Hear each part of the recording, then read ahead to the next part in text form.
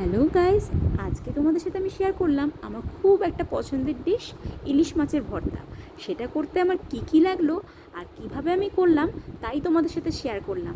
তোমাদের যদি ভালো লাগে লাইক কমেন্ট করে অবশ্যই কিন্তু আমাকে জানিও। এখানে আমি নিয়ে নিয়েছি একটা ইলিশ মাছ ভাজা, সর্ষের তেল, এখানে পেঁয়াজ, এখানে রসুন আর এখানে শুকনো লঙ্কা। রসুন আর শুকনো লঙ্কা আমি ভেজে নিয়েছি, আর এখানে আছে নুন।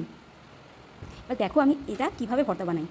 ইলিশ মাছের কাঁটাটা আমি ভালো মতো করে ছাড়িয়ে নেব, যেন একটা কাঁটাও না থাকে। কাঁটাটা পুরো ভালো মতো আমি ছাড়িয়ে নেব।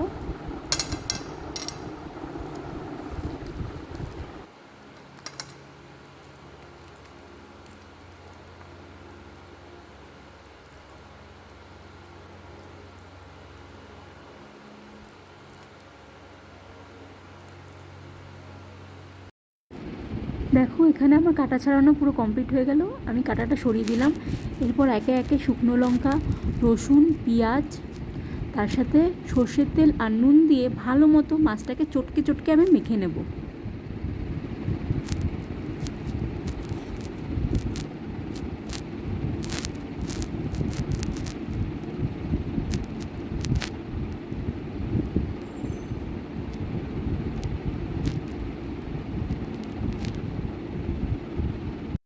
দেখতেই পাচ্ছ এখানে আমার ভর্তা মাখা একদম কমপ্লিট। ভর্তা মাখা পুরো কমপ্লিট।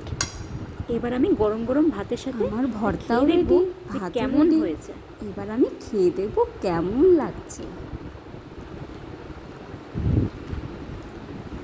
আজকের মতো এখানে আসি, টাটা।